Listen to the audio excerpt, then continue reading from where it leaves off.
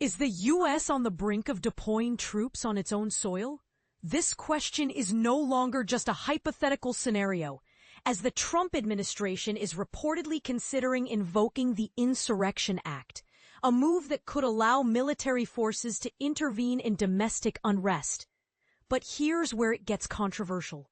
While the White House argues this is necessary to combat rising crime in cities like Chicago, critics say it's an overreach of power and a dangerous precedent. And this is the part most people miss. Violent crime rates have actually been declining in major U.S. cities, including Chicago, over the past 2 years, raising questions about the true motivations behind this potential action. On Sunday, J.D. Vance, a key figure in the administration, confirmed on Meet the Press that President Trump is looking at all options to address what he sees as a crisis of lawlessness. Vance pointed to areas in Chicago where residents fear taking their children outside due to gun violence and gang activity. However, this narrative clashes with data showing that Chicago isn't even among the top 4 U.S. cities with the highest murder rates, all of which are in Republican-controlled states. This discrepancy has sparked a heated debate. Is the administration exaggerating the threat to justify its actions?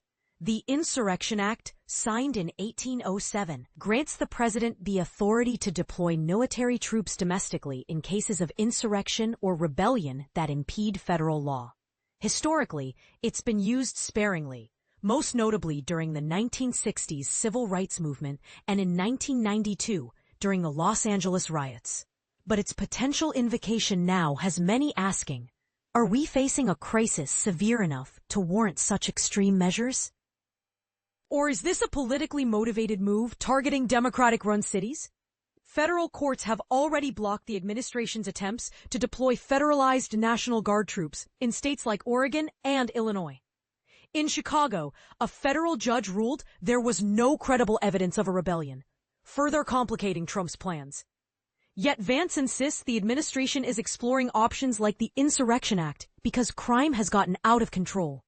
This stance has fueled accusations of political theater, with critics arguing the administration is using fear to push its agenda.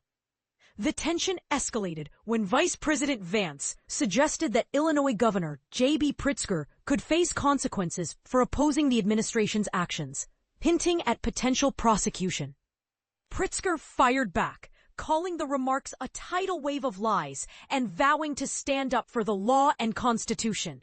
This exchange highlights the raw emotions and deep divisions at play as the federal government shutdown enters its 12th day, with both parties trading blame.